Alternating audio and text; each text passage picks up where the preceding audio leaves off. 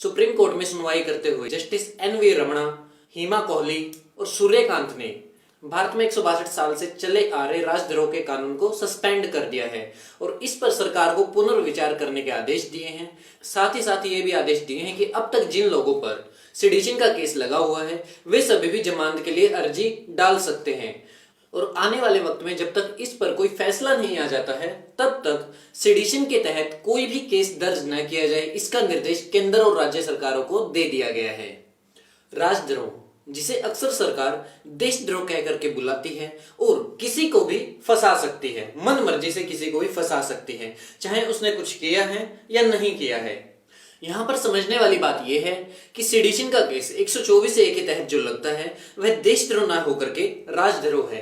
यानी कि अगर आप सरकार के खिलाफ कोई भी काम करते हैं, सरकार के खिलाफ कोई टिप्पणी करते हैं, शब्दों का इस्तेमाल करते हैं, बोलकर या लिखकर कोई साजिश करते हैं या फिर ऐसे कोई इशारे करते हैं जिससे कि उनका अपमान हो, इस हालात में सेडिशन का केस लगाया जाता है, राजद्रोह का केस लगाया जाता है। ऐसा नहीं कि हर एक व्यक्ति पर जो ये काम करते हैं, सरकार की निंदा करते हैं, उन पर यह केस लगा दिया जाता है।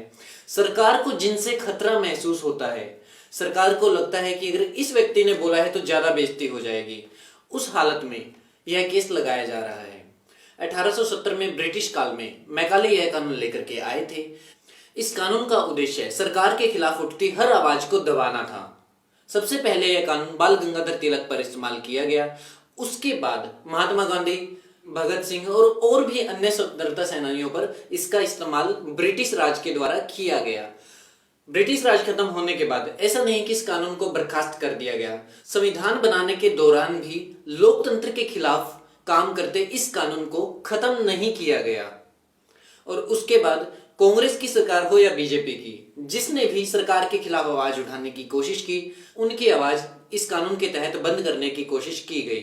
सिर्फ सोशल एक्टिविस्ट या पत्रकारों पर ही नहीं, डॉक्टर और प्रोफेसर्स पर इसका इस्तेमाल किया गया। डॉक्टर काफिल खान के केस में तो इलाहाबाद हाईकोर्ट ने साफ शब्दों में कहा था कि असंवैधानिक तरीके से इस कानून का इस्तेमाल किया जा रहा है और डॉक्टर काफिल खान को सरकार के द्वारा फंसाया जा रहा है। डॉक्टर काफिल खान को बरी कर दिया गया, लेकिन जिन लोगों ने इस कानून का इस्तेमाल किया, असंवैधानिक तरीके से इस्तेमाल किया, उन पर किसी तरह का कोई जुर्माना नहीं लगाया गया।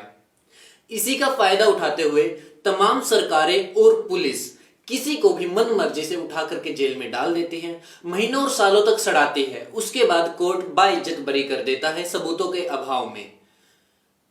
पुलिस या सरकार को किसी तरह का नुकसान नहीं होता है। 2014 से लेकर के 2019 तक सरकार के डाटा के अनुसार 326 लोगों पर यह केस दर्ज किया गया है, जिसमें से 54 सिर्फ आसाम में दर्ज किए गए हैं। इसके अलावा यूएपीए और एनएसए, जो कि इसी तरह की धाराएं हैं जिसमें इसी तरह के केस दर्ज किए जाते हैं, ना कोई जमानत होती है, सिर्फ कोर्ट में ट्रायल चलता रहता है महीनों तक और उसके बाद ज्यादातर में लोगों को बाइज्जत बरी कर दिया जाता है सबूतों के अभाव में। 326 केसों में से सिर्फ 141 में ही पुलिस के द्वारा चार्जशीट दर्ज की गई और सिर्फ 6 को अभी तक अपराधी पाया गया है। यानी कि कन्विक्शन रेट बहुत ही कम है, लोग बाइज्जत बरी हो जाते हैं। नुकसान जो होता है, लोगों के साल महीने जेलों में गुजर जाते हैं और यही तो सरकार और पुलिस उस वक्त चाहती है।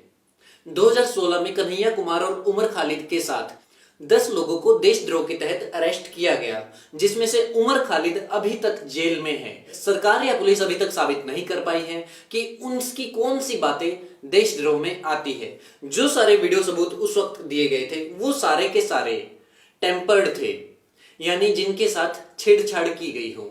उसके बाद उमर खालिद को 2020 के दिल्ली दंगों में भी दोबारा से फंसाया गया। उसके बाद उमर खालिद अब भी जेल में है। उन्हें 2020 में दिल्ली दंगों से पहले एक स्पीच देने को लेकर के गिरफ्तार किया गया था। हालांकि उस स्पीच में वह शांतिपूर्ण तरीके से प्रदर्शन करने की बात कह रहे थे, संविधान का इस्तेमाल करने की बात कह रहे थे, न कि लाठी और डंडे का इस्तेमाल करने की। उसे लेकर उन पर देशद्रोह का केस दर्ज किया गया और उसके बाद अलग अलग धाराओं में केस लगा करके जेल में ही अभी तक सड़ाया जा रहा है। किसान आंदोलन के दौरान 14 फरवरी 2021 को एक टूलकिट शेयर करने के मामले में दिशा रवि, जो पर्यावरण एक्टिविस्ट हैं, उन्हें भी देशद्रोह के तहत बुक कर लिया गया। हालांकि कोर्ट में पुलिस कुछ भी नहीं रख पाई और फटकार सुन करके बाहर आ गई, लेकिन दिशा रवि को कुछ महीने तक जेल में रखा गया।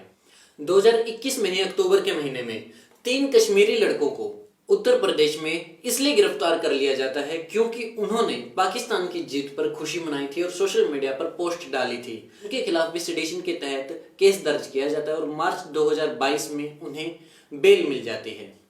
पत्रकार विनोद दुआ के खिलाफ हिमाचल पुलिस के द्वारा केस दर्ज किया जाता है कि उन्होंने सरकार की लॉकडाउन की नीति को क्रिटिसाइज किया था कोविड के दौरान। इस वजह से सरकार को लगता है कि उन्होंने देशद्रोह किया है, या जिसे राजद्रोह कह सकते हैं। जिल इमाम, जिन्हें सीए के दौरान एक स्पीच को लेकर के अरेस्ट किया गया था और देशद्रोह की धाराओं के तहत केस दर्ज किया गया, अभी तक भी जेल में है। आयशा सुल्ताना, सरजिल उस्मानी, हार्दिक पटेल, नवनीत राणा, रवि राणा, ये ऐसे नाम हैं जिन पर इन धाराओं में केस दर्ज किए गए और जेल में सड़ने के लिए छोड़ दिया गया। 2016 से 2019 के बीच 160% मामले बढ़े हैं, जिसमें से ज्यादातर में सरकार या पुलिस साबित नहीं कर पाई है, कोई सबूत नहीं कोर्ट के सामने रख पाई है। जुलाई 2021 में सुप्रीम कोर्ट के द्वारा एक टिप्पणी की गई थी कि सरकार किस तरीके से इस कानून का दुरुपयोग कर रही है। टिप्पणी करते हुए जज ने कहा कि किसी एक बढ़ई को एक पेड़ काटने के लिए हाथ में आरी दी गई और उसने पूरे जंगल को ही काटना शुरू कर दिया। इस कानून के साथ अगर इसको जोड़े तो सरकार को यह कानून दिया गया है देश के खिलाफ काम करने वाले लोगों पर इस्तेमाल करने के लिए, उनसे देश को बचाने के लिए, लेकिन सरकार हर उस व्यक्ति पर इस कानून का इस्तेमाल करती है जिससे सरकार को खुद पर खतरा नजर आता है। Editor Guild of India, Mahua Mitra, Anil Chamadia, Anuradha Bhasin, Journalist Union of Assam और कुछ अन्य लोगों ने मिल करके इस कानून के खिलाफ याचिका दायर की है, जिसकी सुनवाई के दौरान केंद्र सरकार लगातार इस कानून के साथ ही खड़ी होती नजर आई है। लेकिन 11 मई को हुई सुनवाई में सरकार के द्वारा कहा जाता है कि सरकार खुद इस पर विचार करने की सोच रही है, क्योंकि आजादी का अमृत महोत्सव चल रहा है, काफी महीनों से चल रहा है, लेकिन विचार अभी करने जा रही है। हो सकता है सरकार ना चाहती हो कि इसका श्रेय याचिकाकर्ताओं या फिर सुप्रीम कोर्ट को मिले।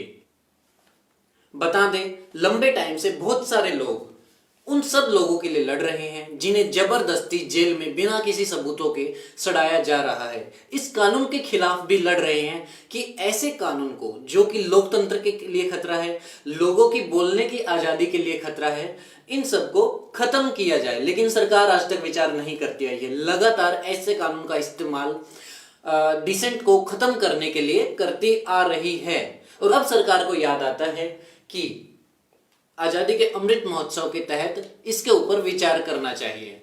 खैर, अगली सुनवाई जुलाई के तीसरे हफ्ते में होने वाली है। देखना यह होगा कि कोर्ट किस तरह का फैसला देता है और सरकार किस तरह के पेच लेकर के सामने आती है।